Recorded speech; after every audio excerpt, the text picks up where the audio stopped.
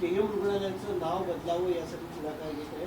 कर्तव्यश्रेष्ठ एकलव्य स्मारक रुग्णालयाचं नाव द्यायचं लोढा का पुढाकार घेत आहेत? नाही, लोढांना पुढाकार घ्यायचं काही कारण नाही आहे.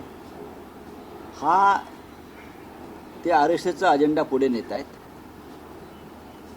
केईम रुग्णालय हे का लोढाने बांधलं नाही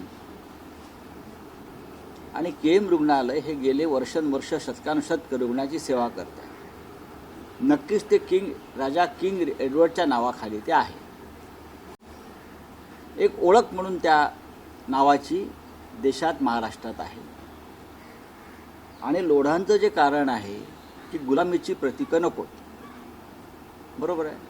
मग सगळ्यात आधी त्याने मी काल म्हटल्याप्रमाणे त्यांच्या ज्या वसाहती त्यांनी बांधलेल्या आहेत, हाऊसिंग कॉम्प्लेक्स, टॉवर्स, ती सगळी नावं इंग्रजी आहेत. त्यांच्या एका उंच टॉवरला प्रेसिडेंट ट्रम्पचं नाव आहे. सगळ्यात आधी त्यांनी प्रेसिडेंट ट्रम्पचं नाव आपल्या टॉवरवरून काढलं पाहिजे आणि त्या टॉवरला छत्रपती शिवाजी महाराजांचं नाव दिलं पाहिजे. त्यांचे इतर काही टॉवर्स आहेत, त्याची नावं अशीच काहीतरी एडवर्ड वगैरे टाईप आहेत इंग्रजी. मग त्यांची नावं एकलव्य, द्रोणाचार्य, कृपाचार्य, दुर्योधन टॉवर्स, महाभारतातली जी पात्र आहेत Draupadi towers, Shakuni towers, Vidur towers, Parashuram towers, Shriram towers,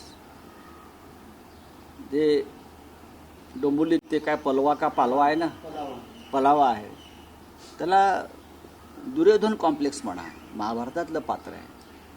तुम्हाला जर दुर्योधन हिंदू होता, कुठेतरी इतर नावं घ्या, बिभीषण टॉवर करा. एवढं जर तुम्हाला संस्कृती आणि धर्माची चिंता आहे तर करा ना. केमच का मग स्वतःपासून सुरुवात करा, नक्कीच करा. काल शिवसेनेने त्या संदर्भात आंदोलन केलंय.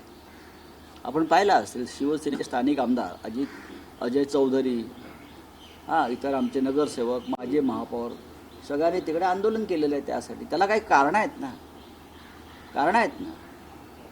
ट्रम्प टॉवरचं नाव ज्या दिवशी ते बदलून छत्रपती शिवाजी महाराज करतील किंवा त्यांच्या इतर सगळ्या टॉवरची नावं जी इंग्रजी आहेत, गुलामीची प्रतीक आहेत, ती बदलून मी सांगितली त्याप्रमाणे दुर्योधन, शकुनी, बरं का, वगैरे वगैरे करतील, तर तेव्हा आम्ही साधारण त्याच्यावरती विचार करू.